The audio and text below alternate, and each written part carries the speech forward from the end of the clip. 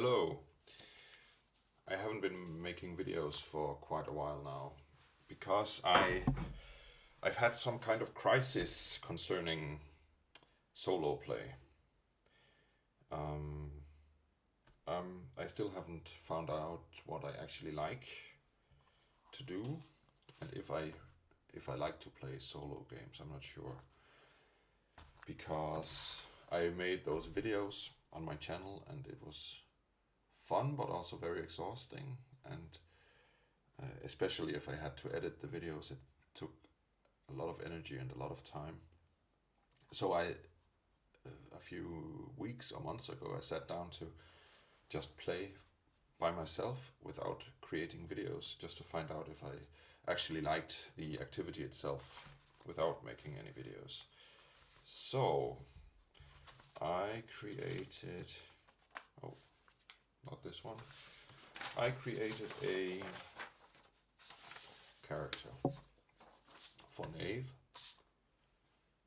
His name is Tristan Bulbridge. I pulled out this nice picture of him.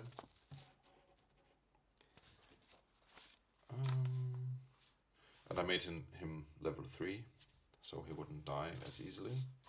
He has 3 strength, 2 dexterity, 2 constitution, and 2 wisdom, and 0 in intelligence and charisma.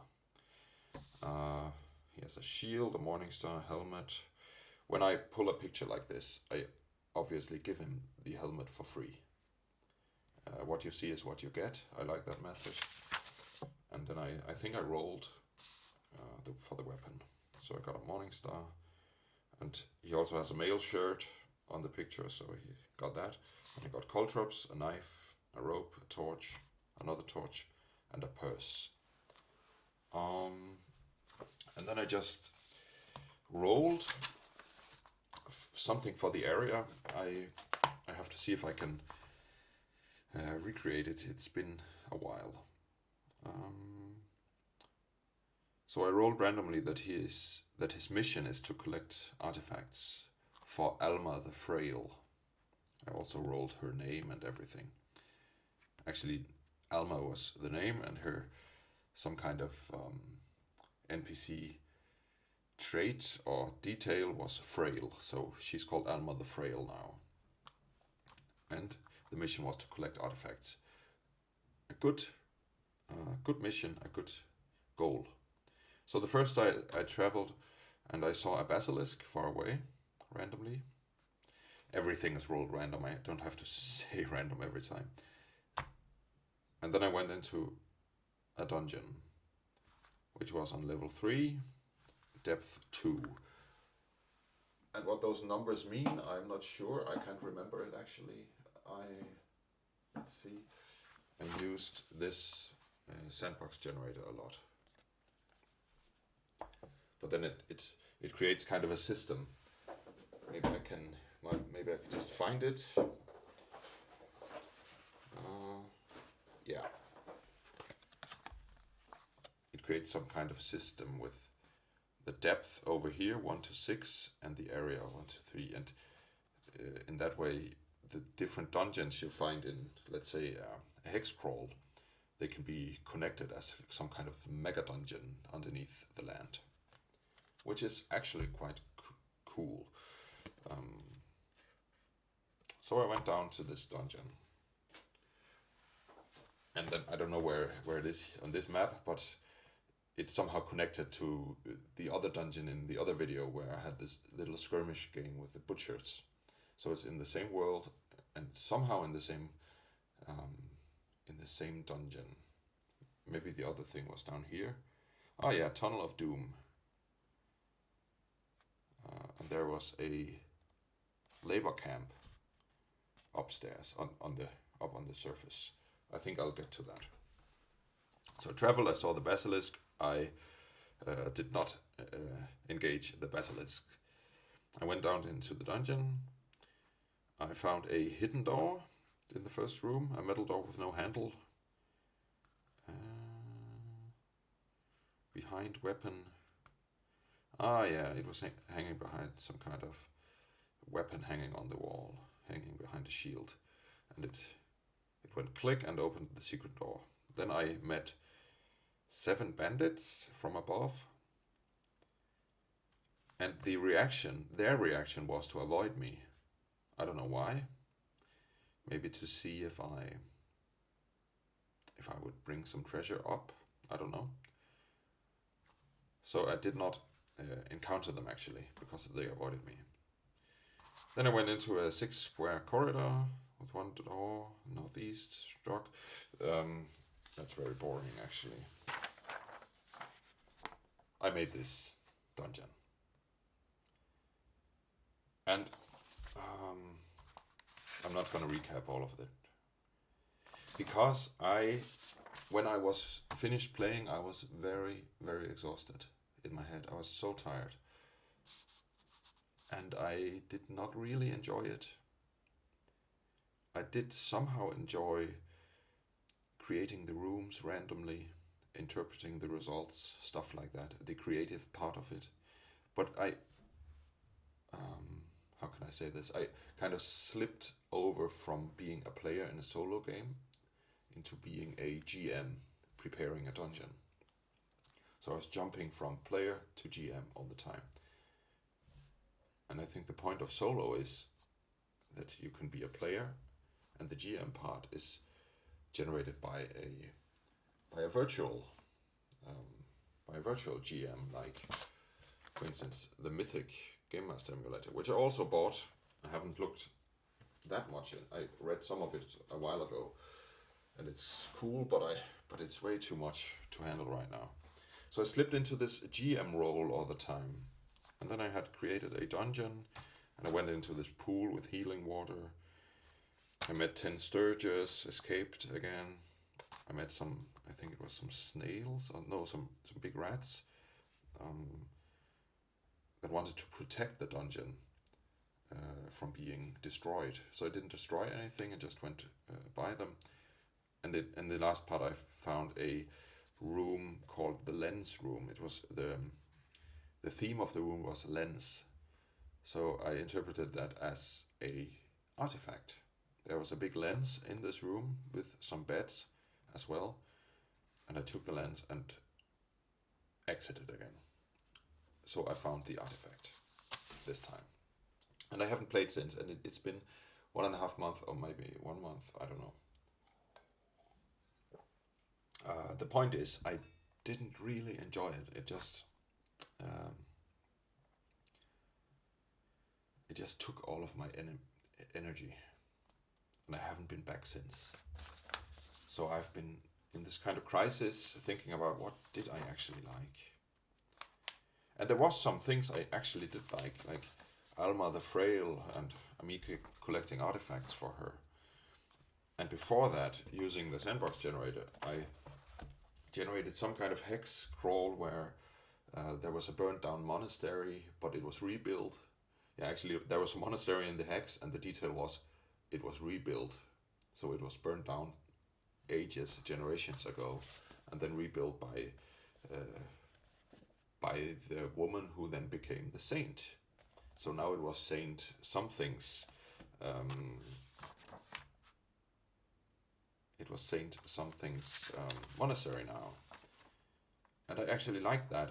And like here, Desert Landmark, Desert Abbey, Our Lady Jacqueline of Mercy, all randomly generated, of course. Major size with 310 nuns. The abbess Mother Iris, who's honorable, athletic, and a gardener. Her goal is to create an army. Her asset is saboteurs.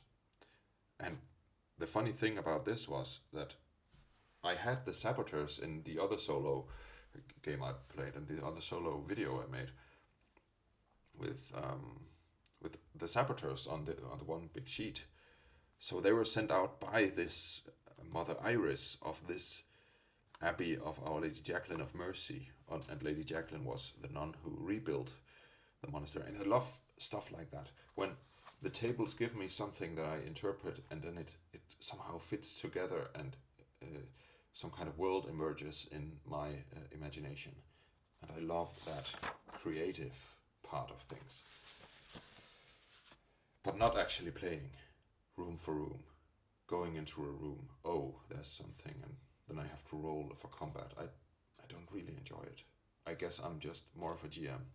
But everything is playing, as it says in the Solo Game Master's Guide by Geek Gamers. Everything is playing.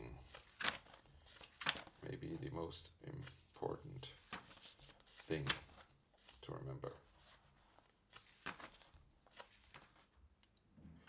Everything is playing. If play is enchanting, play casts a spell, it is involving, it brings you outside of ordinary life. If you're getting involved with an RPG rule set in any way, you're playing, going through rules and thinking about how and what to do and downloading a PDF and not noting anything more than that is not a failure. It's not a waste of time. It is part of playing.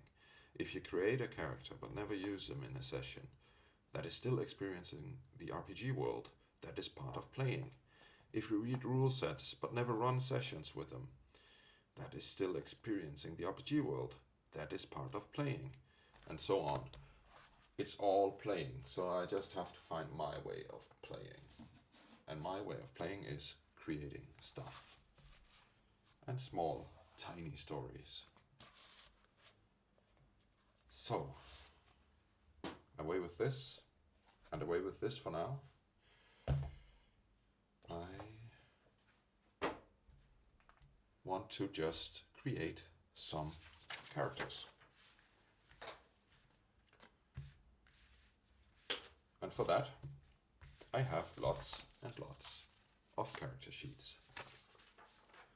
And I have, also for that, this, lots and lots of pictures from all kinds of second-hand books, medieval comics, Robin Hood, children's books about castles, Magic, the Gathering cards, whatever. All to create characters from pictures. So now I'll do that. I'll create another character. I just need a pencil.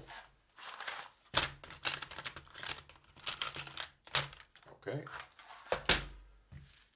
And I need, of course, my game Knave.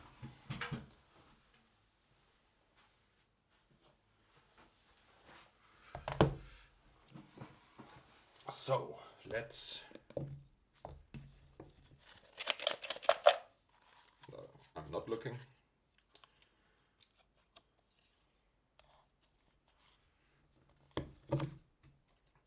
He's a bit... bad motive, I think. Not a very good picture. This one's better. Okay, so what do we see? What do we actually see? A man shouting. He's wearing some kind of red cape or hood and a red hat. It looks like he's got pointy ears, but I think it's from a Robin Hood comic from the 70s, so I don't think that one has elves in it.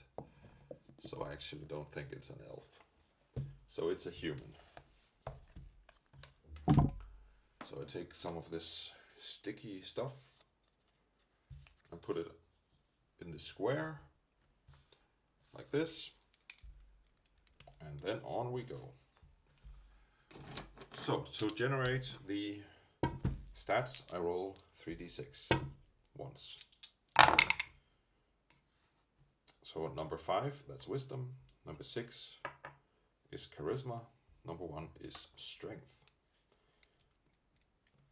So he's got 1 in strength, 1 in wisdom, 1 in charisma. Nothing in the others. That's it. That's the stats.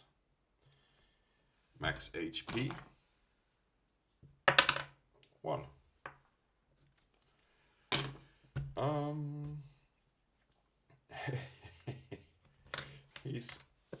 He's not a very strong character, poor guy. So 0 XP. Level 1. They have 10 plus con item slots. Nothing in con, so he has 10 item slots. All right. Actually, I'll keep. It's a bad printing because slot number 10 is not on the page, so I will call this one slot number 10. Okay. Blah, blah, blah, blah, blah. Careers. Oh yeah, now the fun stuff begins. I will roll his career in this D100 table. So this is what he did before he was an adventurer. I don't know why he became an adventurer, but we'll see that later on.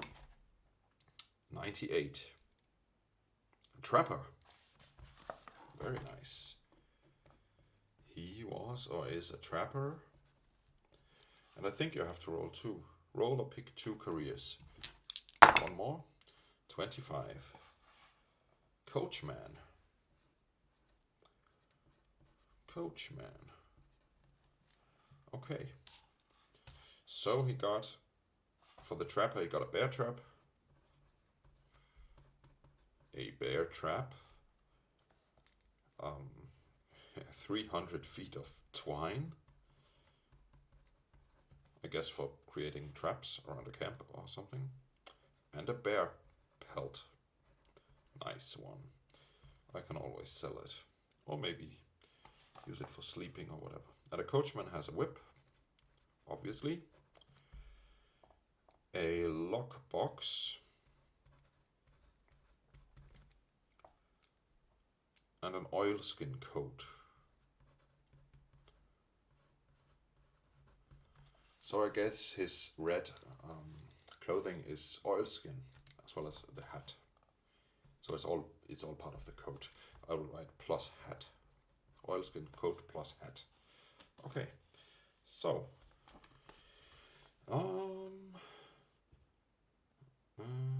as well as any of the following that you can carry.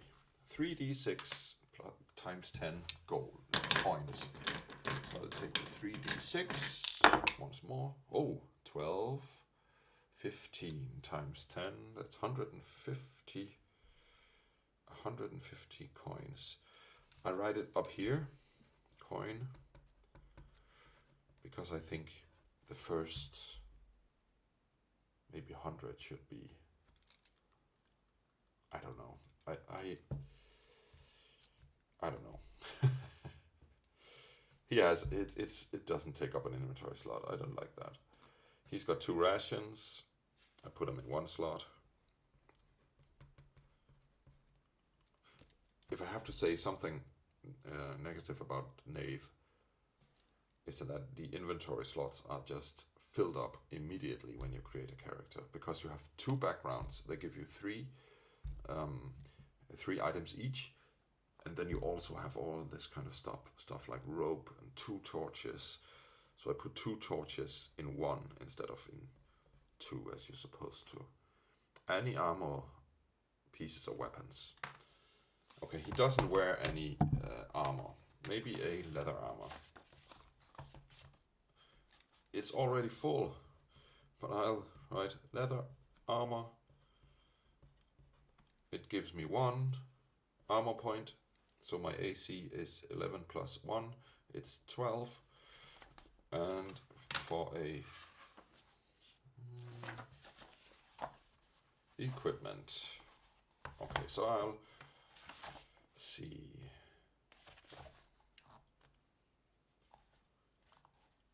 Maybe his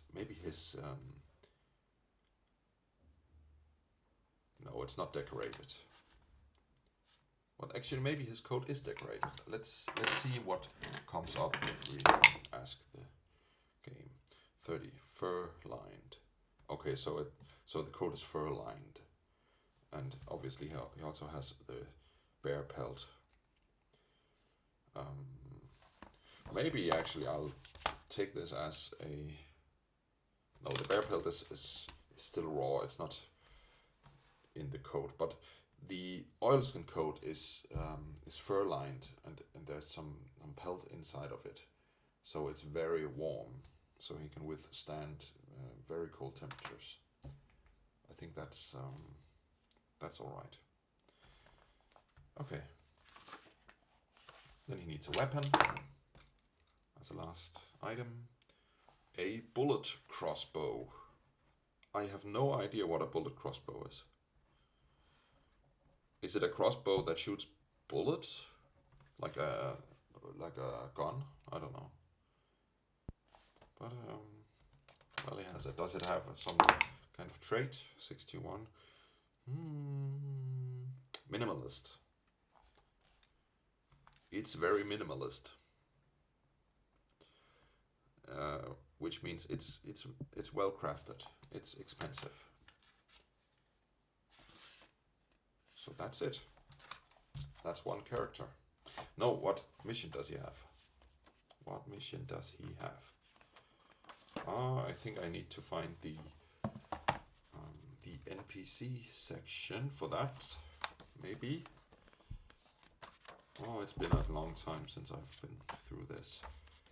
Because now we'll give him some kind of... we haven't given him a name yet. So, male name, 9, Bartholomew. Bartholomew, and the surname is 73, Quill, and 48. Quilland. So it's Q-U-I-L-L and then land L-A-N-D. So Quilland. So it's 3 L's in a row. So actually he's also called Triple L. Triple L. Which is also strange. Because you could also pronounce it triple. Triple. He's just called Triple. Okay, so his personality. Let's make it fast. 38. Gullible. I don't know what gullible means. English is my second language. Or third language or whatever. He's an archetype. No, he's not an archetype. What does that mean? I have to roll on the archetype table. Oafish Earl. No, it doesn't work. Okay. Once more. Personalities. 45. Imperious. I don't know what it means. But I write it down. Imperious. And he has some kind of detail. 13. Blunt face. Well, I don't know if his face is blunt. We actually see his face, so... I don't know.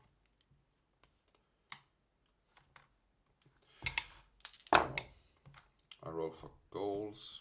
His goal is to destroy nobility. Goal, destroy nobility. Interesting. Interesting because it's from the Robin Hood comic. So he wants to kill some prince or queen or king or whatever. He wants to destroy nobility. That's cool. And assets. He's stealthy. I would give him advantage on stealth checks of any kind. But liabilities, he's uncool. So I'd give him disadvantage on charisma checks in towards humans when he's trying to be cool. He's just not cool. He's not the cool guy. I'll skip relationships because we don't have other characters yet. And then there's mannerisms. 67. Quivering. I'll write it down, although I'm not sure what it means. Quivering. Okay. So I guess that's the first character. And I think I'll just, at least for a while now, just create characters instead of trying to play. Because this was fun, it didn't stress me out, it didn't make me tired, and it was actually fun. This is some kind of person who emerged